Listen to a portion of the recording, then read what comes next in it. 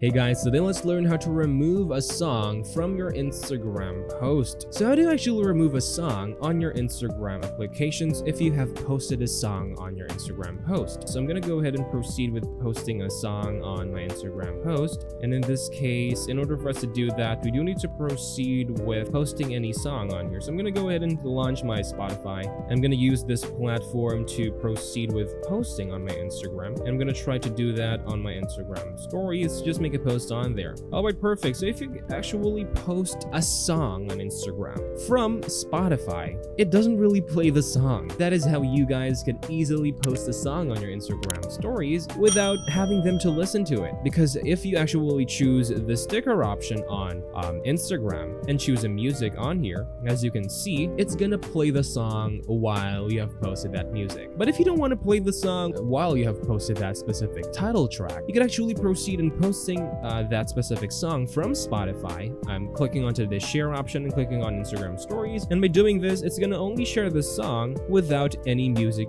playing that specific song. And that is how you post on your Instagram post without a song or removing the song. Well, basically that is the same outcome. And thank you guys for watching this video. I'll see you guys in the next one.